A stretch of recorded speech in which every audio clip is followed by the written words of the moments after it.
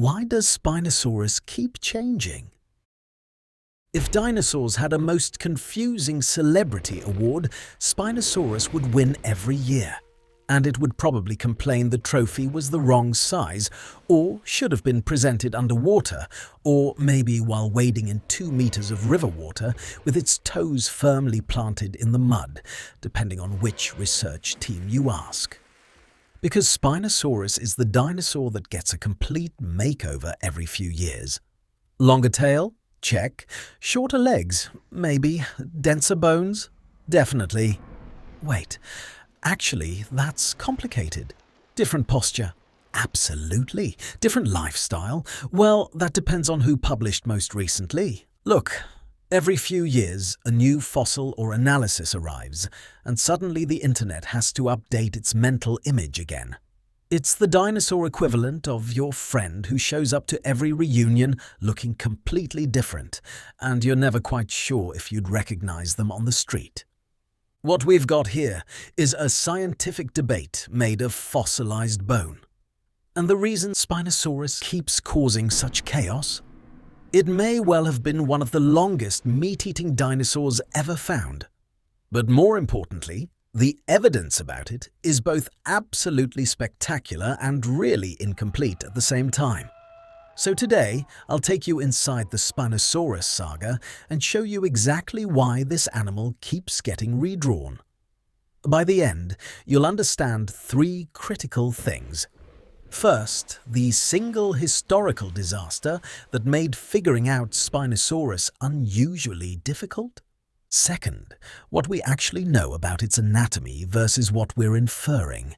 Third, why 2 research teams can look at the same bones and come to completely opposite conclusions about whether Spinosaurus was an underwater pursuit predator or a shoreline ambush specialist. Number 1. The Lost Anchor. Back in 1912, German paleontologist Ernst Stromer was excavating in Egypt's Bahariya oasis. He came upon fossils of a huge dinosaur with jaw fragments showing a long, narrow snout studded with conical teeth and vertebrae with neural spines stretching over 1.5 meters tall. Towering projections that must have supported some kind of massive sail-like structure along its back. In 1915, Stromer named it Spinosaurus aegyptiacus, spine lizard. He recognized it as something genuinely new. The elongated snout and conical teeth suggested a diet heavy in fish, unusual for a large theropod. He proposed it lived near water, catching fish like modern crocodiles. Then came the tragedy that haunts every Spinosaurus researcher to this day. On the night of April 24th to 25th, 1944, Allied bombing raids struck Munich. The city was devastated, and among the many casualties of that night was the Paleontological Museum, along with virtually all of its collections. The building took a direct hit. The fossils inside, including Ernst Stromer's Spinosaurus specimens, the very bones that defined the species, were reduced to rubble and ash, gone in a single night. The holotype, the name-bearing specimen that defines the species, was destroyed forever, and with it, the anchor for every Spinosaurus debate that would follow. When you describe a new species, you designate one fossil as the holotype. It's the anchor, the gold standard. Every new find gets compared to it directly. You can examine features that might not have been written down in the original description. Maybe something seemed unimportant at the time, but turns out to matter later. You can use new technology that didn't exist when it was first studied, like CT scanning, isotope analysis, advanced microscopy. You can study tiny details in bone texture, wear patterns on teeth, individual quirks that help determine whether a new fossil is the same species or something different. With the holotype destroyed, it became harder to get confirmation that any future Spinosaurus fossils uncovered were actually Spinosaurus. Any new material from North Africa has to be compared to Stromer's photos and descriptions. And while stroma was thorough and meticulous, photos and drawings simply cannot capture every detail. They can't show you bone texture. They can't let you examine a specimen from a new angle. They can't be CT scanned. This created cascading problems still affecting research today. Which fossils actually belong to Spinosaurus? Which might be other similar species? Reconstructions had to rely on fragmentary material with no solid reference point. Body size estimates, limb proportions, locomotion models, everything became negotiable. In 2014, Nizar Ibrahim's team proposed a new specimen as a neotype, a replacement anchor. But replacements are never as good as the original, and debates continue about individual variation within the species. So, right from the beginning, Spinosaurus is a dinosaur with a hole in its identity card. And that foundational problem is why every new Spinosaurus discovery sparks intense debate. Number 2. The messy evidence explosion. In the late 20th century, Morocco's Kem group, or BED, turned out to be one of the richest late Cretaceous fossil deposits in the world. These 100 to 94 million-year-old rocks capture when the Sahara was a huge river delta system with abundant life. The ecosystem was kind of unhinged, and I mean that in the best possible way. Multiple large predators coexisted. Spinosaurus with its crocodile skull and sail, Carcharodontosaurus with its massive slicing teeth, Deltadromeus the possible long-legged runner. Giant crocodile relatives lurked in the shallows, some reaching sizes that would make modern crocs look like house pets. Massive pterosaurs ruled the skies, with wingspans that could exceed small aircraft. And the waters were absolutely packed. Small fish, huge coelacanths reaching several meters long, and sawfish like Onchopristis that could grow to 8 meters with their distinctive tooth-studded snouts. This was an environment where the fish bred like crazy in warm, nutrient-rich waters, supporting multiple large fish-eating predators. Those predators, in turn, likely scavenged from each other and occasionally grabbed land-dwelling prey that ventured too close to the water's edge. Predators made up an unusually large chunk of the fauna, much higher than typical ecosystems. The water-based food webs were that productive. For Spinosaurus specifically, the Kem group presents both opportunity and challenge. The opportunity here is that there are tons of spinosaurine material, thousands of teeth, skull fragments, vertebrae, limb bones, beautifully preserved anatomical details impossible to study in Stromer's destroyed specimens. The challenge, though, is that most of it is isolated. A tooth here, a vertebra there. Even when multiple bones turn up together, proving they came from the same individual is often impossible. A 2024 study urged serious caution. Much of this material doesn't actually overlap with what Stromer described. Connecting teeth and snouts to specific vertebrae or limb bones requires inference, not direct proof. This idea of inference versus proof is because if different fossils represent different taxa, mixing them produces false narratives. The Kem environment likely supported multiple large spinosaurians, possibly with habitat partitioning. Maybe Carcharodontosaurus hunted on land while Spinosaurus exploited aquatic resources. So we have rich evidence but complicated certainty. Keep this in mind when you hear confident claims about Spinosaurus anatomy. Number 3. The family tree. Spinosaurus belongs to Spinosauridae. Now all Spinosaurids are theropods, bipedal dinosaurs with a specific body plan, typically 3-toed feet, relatively small arms, hollow bones. The family includes 10 to 17 genera, spanning Africa, Europe, South America, possibly Asia during the early to mid-Cretaceous. Spinosauridae share distinctive features. Crocodile-like skulls that are long and narrow with dramatically elongated snouts. The jaw tips fan out into a rosette. creating a spoon-shaped structure unique among dinosaurs. Behind this, a notch in the upper jaw interlocks with the lower jaw, perfect for holding slippery prey. Teeth are conical, smooth or finely serrated, built for gripping rather than slicing. Nostrils positioned far back on the skull allow breathing while the snout tip is submerged, just like crocodiles. The most famous relative is Baryonyx, discovered in England in 1983.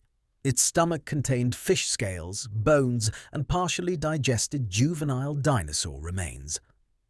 This is direct proof Spinosaurids ate fish. Chemical studies on spinosaurid teeth show patterns consistent with eating water-dwelling prey more heavily than other theropods. Now, I need to point out a critical caution here. We look at Spinosaurus relatives to suggest directions in research, but we don't use these to force conclusions. Just because Baryonyx ate fish doesn't mean Spinosaurus ate exactly the same way. A 2022 bone density study found Spinosaurus and Baryonyx had dense bones consistent with diving, but Suchomimus had less dense bones, suggesting it waded in shallower water. So, comparing to relatives doesn't tell us how long Spinosaurus spent in the water on most days. Number 4. The anatomy everyone debates. The skull. Spinosaurus has one of the most distinctive theropod skulls, long and narrow 1.5 to 2 meters, 5 to 6.5 feet, creating a remarkably crocodile-like profile. The terminal rosette creates a prey-trapping mechanism. When the mouth closes, the lower jaw's widened tip fits into the upper jaw notch, ideal for holding a slippery, thrashing fish. Spinosaurus teeth are conical, around 64 in the upper jaw, 58 in the lower. Many show grooves running from base to tip, possibly to help grip onto wet prey. The nostrils sit roughly above the middle of the main tooth-bearing bone. There's evidence for pressure sensors in the snout, similar to crocodile sensory pits that detect movement in murky water. The skull has elongated secondary palates separating breathing passages from the mouth cavity, common in crocodiles, rare in theropods, allowing breathing while holding prey. A 2024 study found Spinosaurus skull proportions mathematically cluster with semi-aquatic animals, not just looks like a crocodile, but quantitative demonstration matching patterns in modern animals spending significant time in water. We're very confident Spinosaurus fed heavily on water-dwelling prey, especially fish. The skull isn't built for slicing chunks from large land animals like a tyrannosaur. The skull alone doesn't tell us swimming versus wading time. A heron has a perfect fish-catching beak but wades in shallow water. A crocodile has a similar skull layout but actively swims and pursues prey underwater. Number 5. The sail. The neural spines are the bony projections rising from each vertebra along the back of a Spinosaurus. In the dorsal region between the shoulders and hips, some of these spines exceed 1.5 meters, or about 5 feet. That's taller than most adult humans, towering above the actual spine bones they're attached to. And these aren't fragile, delicate structures. They're robust and thick, built to support significant weight and force. They show rugose, roughened surfaces where, in life, connective tissue, muscle, and skin would have anchored.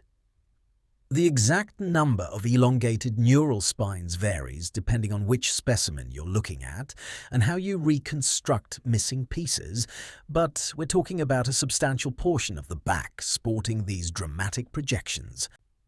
The question everyone asks, what was it for?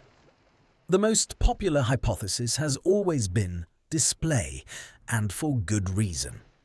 A structure that large, that visually prominent, that metabolically expensive to build and maintain, it almost has to involve social signaling.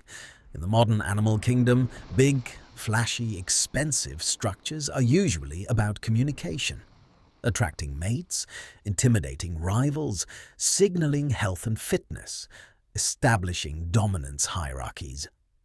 The sail could have been covered in brightly coloured skin, perhaps with patterns that varied between individuals or changed seasonally.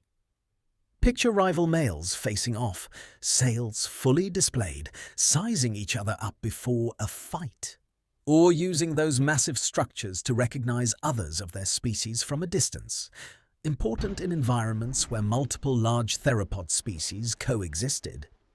Display is very plausible as the primary function. One older hypothesis suggested thermoregulation, the sail acting like a solar panel or radiator, helping warm up the animal in cool mornings or cool down in hot afternoons by increasing surface area for heat exchange. This idea has fallen out of favour, partly because the physics don't work as cleanly as early proponents thought. You'd need massive blood flow through the sail, and the cooling/heating effect might not be efficient enough to justify the structural cost. Partly because we now have better evidence that large theropods were probably warm-blooded, endothermic, enough that they didn't need such dramatic external temperature-regulating structures, but it hasn't been completely ruled out as a secondary function.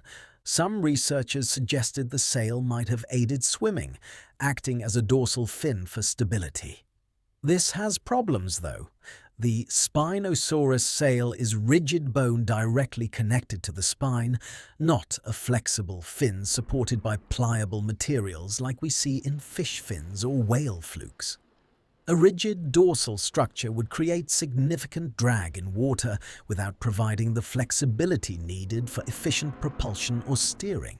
And the key, no modern aquatic or semi-aquatic vertebrate has a rigid bone-supported sail like Spinosaurus.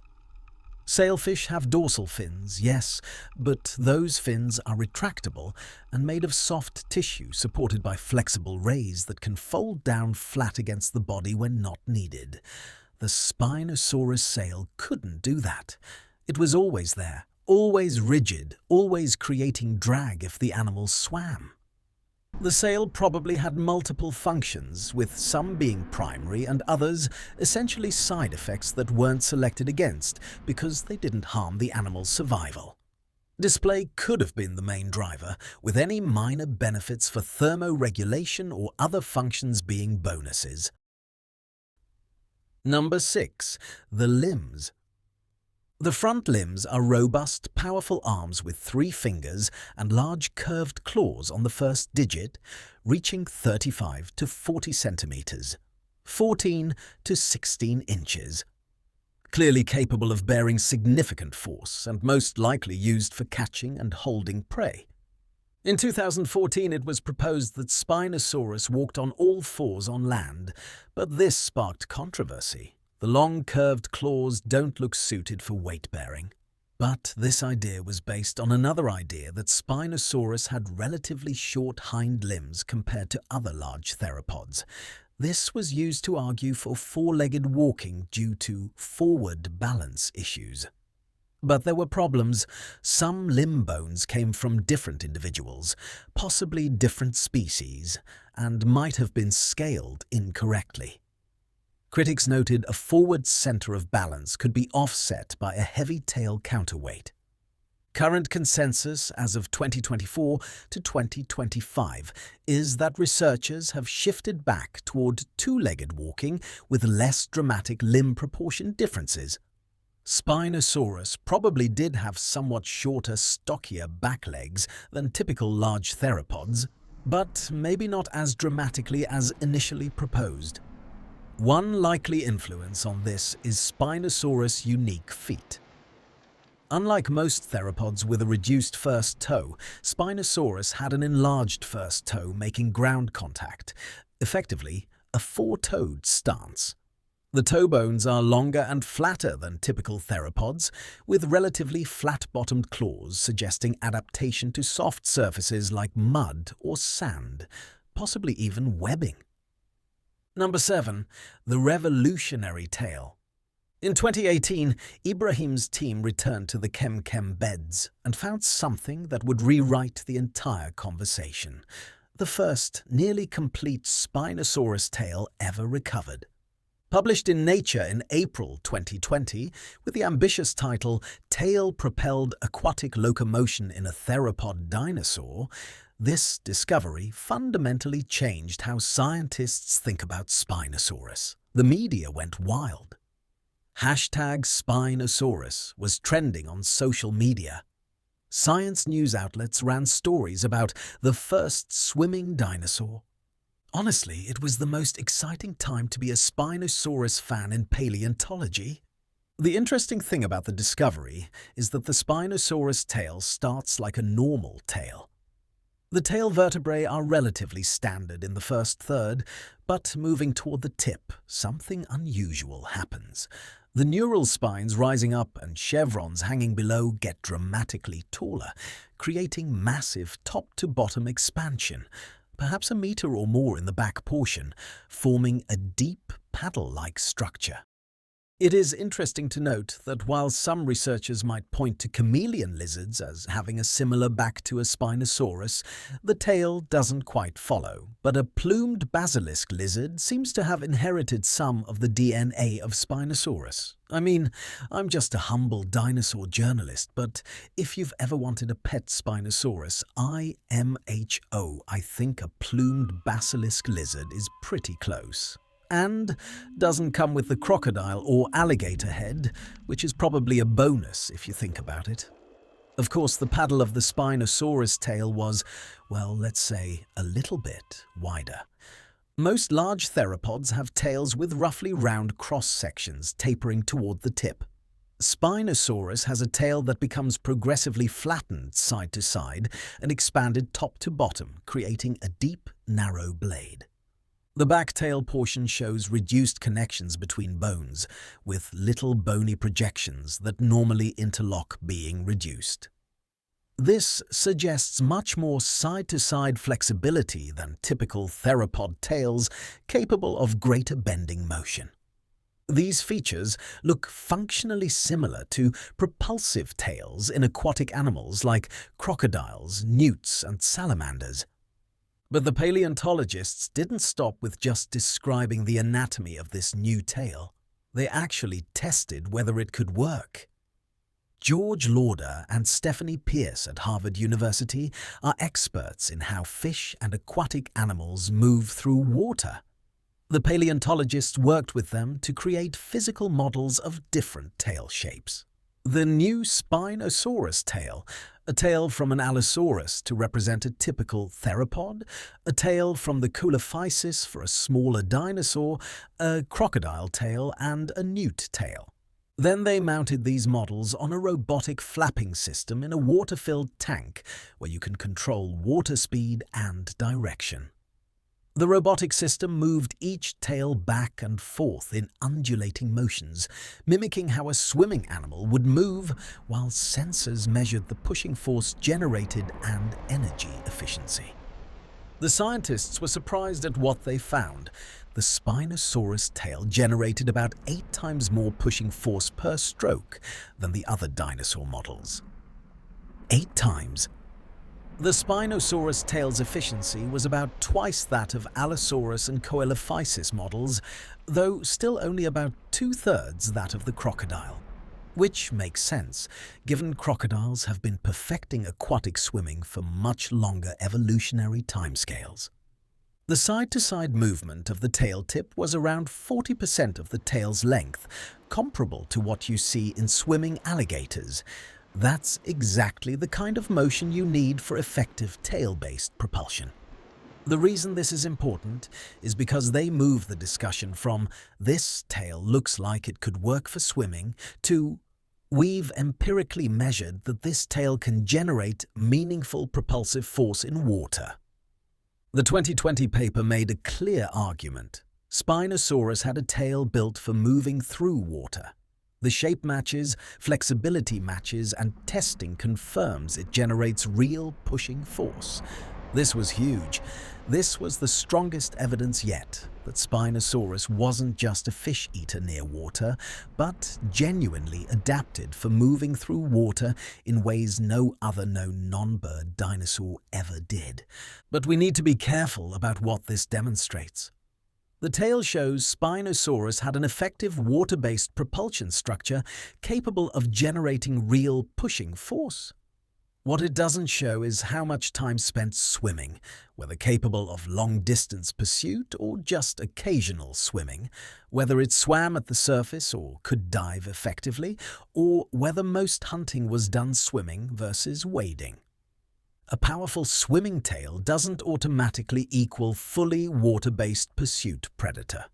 Physical capabilities don't directly translate to lifestyle without additional evidence. Number 8. The diet evidence. Some refreshing news now.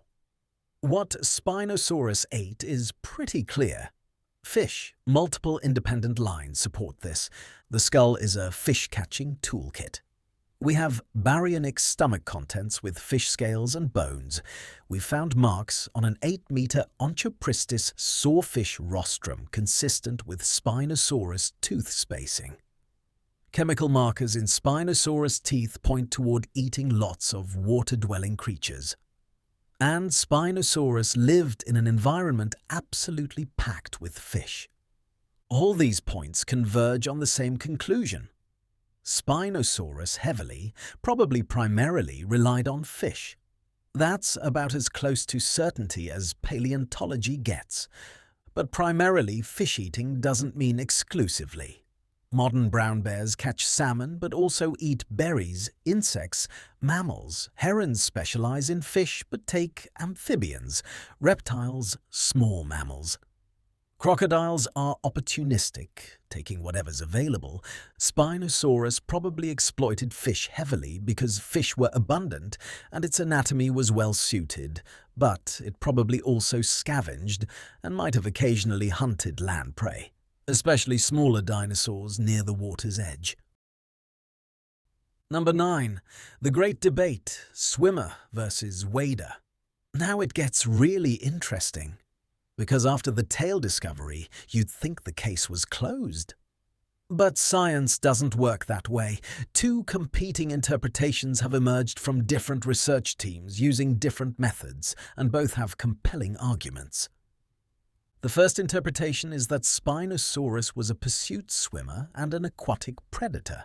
The argument is that Spinosaurus was genuinely adapted for aquatic locomotion and often pursued prey underwater, spending substantial portions of its active time in water. The evidence is that tail reconstruction from the 2020 Nature paper.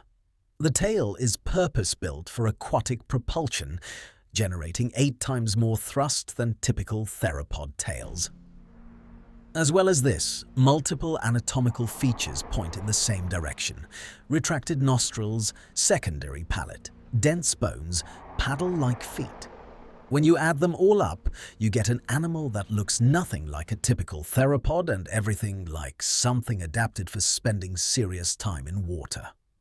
Another point in this interpretation's favor is that the 2022 Fabry bone density study found Spinosaurus and Baryonyx had dense pachyostotic bones, similar to the structures in penguin bones.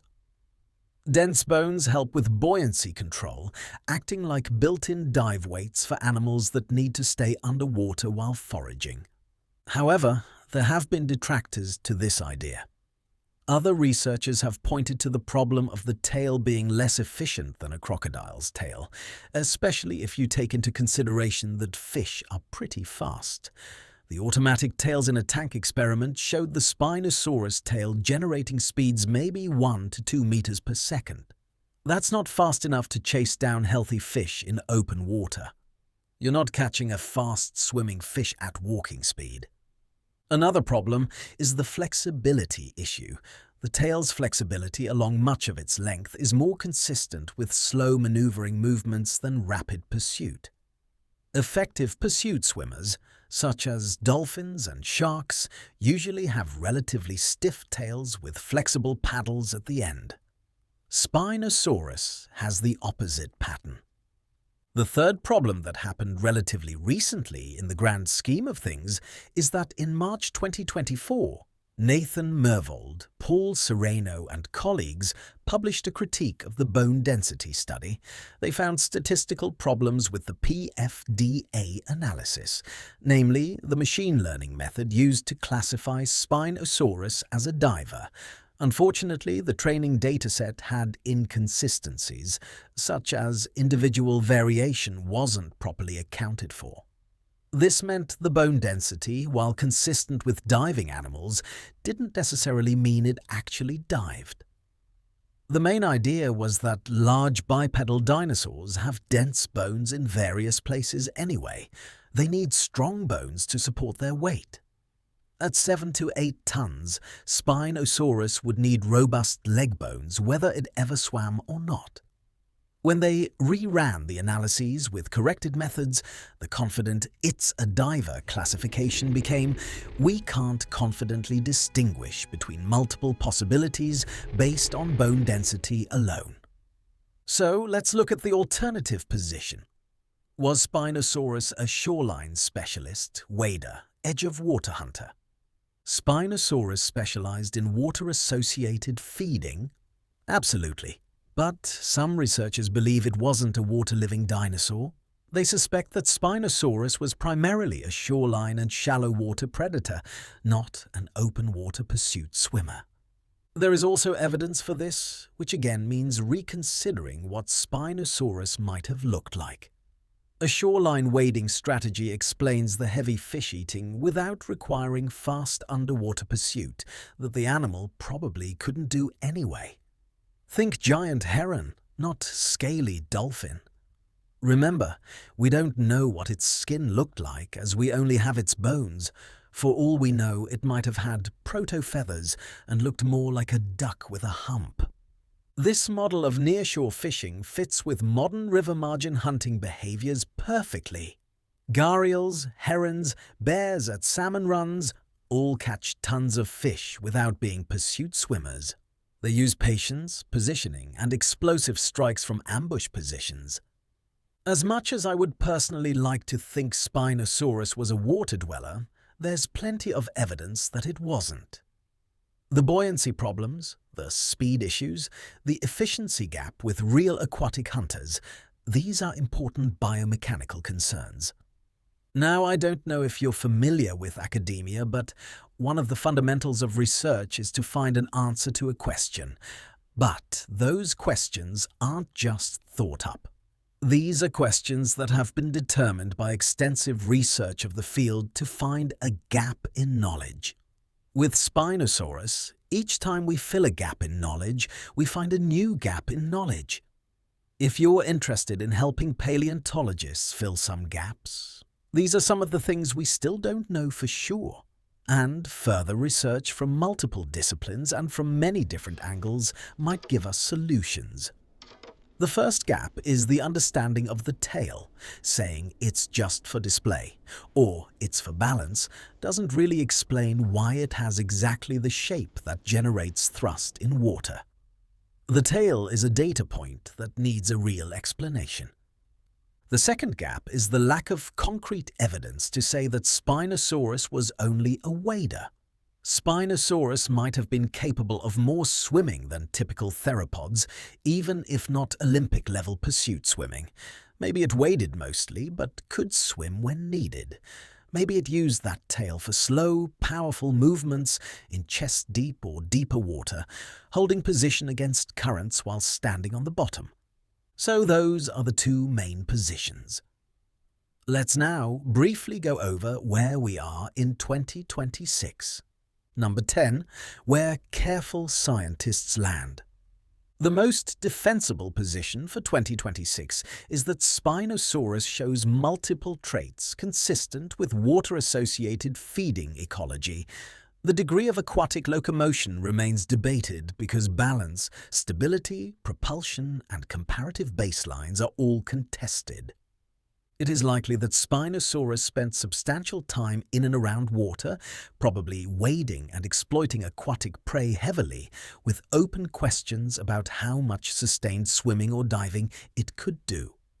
So where does this leave us? Spinosaurus is a reminder that scientific knowledge is not a fossil. It's a reconstruction, and reconstructions change as new evidence arrives and new methods develop.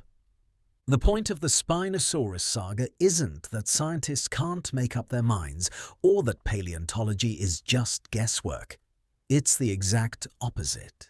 It's that this dinosaur is forcing everyone to be explicit and rigorous about how inference actually works. What counts as strong evidence versus suggestive evidence versus speculation? What counts as a reasonable model given the constraints paleontologists are working under, where the genuine unknowns still live? And that process, messy and public as it is science at its most honest. Now, if the originally discovered Spinosaurus had been preserved like some other dinosaurs, for example as multiple complete skeletons showing clear anatomical relationships, then we'd have far fewer debates. But it wasn't. Instead, we got a destroyed holotype, fragmentary material from multiple localities, isolated elements that might or might not belong to the same species, and a body plan so unusual that modern analogues don't give us easy answers. So scientists are doing what they're supposed to do, building models, testing hypotheses, critiquing methods, and revising conclusions when better data or better analyses become available. The 2014 reconstruction proposed four-legged walking. Subsequent work showed that was probably wrong. The 2020 tail paper made strong claims about pursuit swimming. Subsequent critiques identified real problems with some of the supporting evidence. The 2022 bone density study suggested diving behavior. A 2024 reanalysis found serious statistical issues. This isn't failure. This is how science is supposed to work. You propose ideas, you test them, other researchers examine your methods and data, and the community converges on better and better models over time. The fact that we're still debating Spinosaurus ecology isn't a bug. It's a feature. It means researchers care enough about getting it right to keep pushing for better evidence and more rigorous analyses. Here's what we can say with high confidence at the time of recording this video. Spinosaurus was a North African mid-Cretaceous spinosaurin. It had a crocodile-like skull beautifully adapted for catching fish. Long, narrow, with conical gripping teeth and a terminal rosette that created a prey-trapping mechanism. It had dramatically tall neural spines forming a massive sail structure along its back, most likely used for display. It had a paddle-shaped tail unlike any other known theropod, capable of generating meaningful propulsive force in water based on actual biomechanical testing, and it fed heavily on aquatic prey, especially fish, in a riverine ecosystem packed with potential prey species. What remains genuinely uncertain? How much time it spent actually swimming versus wading, whether it could dive effectively or was more of a surface swimmer, whether it pursued prey in open water or primarily used ambush tactics from shoreline positions, how fast it could move through water, whether the dense bones were primarily aquatic adaptations or weight-bearing structures for a very large bipedal animal. These aren't trivial questions. They're fundamental to understanding what this animal actually was and how it fit into its ecosystem, and they remain open because the evidence, while spectacular, genuinely doesn't settle them yet. Maybe the next major fossil discovery will tip the scales decisively. Maybe improved biomechanical modeling will resolve some of the buoyancy and stability questions. Maybe better statistical methods will clarify the bone density interpretations. Or maybe Spinosaurus will remain in this contested space for decades, forcing each generation of paleontologists to grapple with the same fundamental challenges of building confident conclusions from fragmentary evidence. And honestly, that's okay. Because the debate itself is teaching us something valuable about how to do science with extinct animals, about the limits of inference, about the importance of methodological rigor, and about staying humble in the face of uncertainty. If dinosaurs had a most confusing celebrity award, Spinosaurus would still win. Not because scientists are failing, because the dinosaur is doing what good evidence always does. It keeps making us update the picture. So, if you like this deep dive into why Spinosaurus keeps changing, hit that like button and subscribe for more dinosaur mysteries. And let me know in the comments, are you Team Swimmer or Team Wader? Thank you for watching. Oh, one last thing. I'm not a paleontologist, I'm a dinosaur journalist. So, I'm going to add another conclusion that isn't being discussed as much as the adult Spinosaurus skeletons. As a dinosaur journalist, I can take a step back from the research and come up with my own theories. Of course, my own theories are not backed by the experts in the field, but it occurs to me that paleontologists are looking at old dinosaurs that survived and grew big enough for their bones to be fossilized. It's possible that everything the scientists perceive applies to teenage Spinosaurus, not the adult version. Perhaps juveniles needed the tail to find their own food before they got too large for it to be any use. Like baby turtles hatching in the sand and then rushing to the water to swim away before crabs ate them. Perhaps the sail was to attract a mate and help them like a dolphin fin when they were young. It could be the sail was more cartilage and smaller when they were younger and became hard bone and grew too big when they were older. Much like our ears and noses continue to grow into old age, it's possible that all the paleontologists are right with all interpretations because this applies to various stages of the life of a Spinosaurus. That is, all truths are true. But, as we only have old adult Spinosaurus bones to analyze, that is, Spinosaurus that are far beyond their prime, we can only conjecture at what it might have done when it was younger. Anyway, that's my take as a dinosaur journalist and dinosaur documentary maker, not a paleontologist. What do you think? I'd love to read your comments below.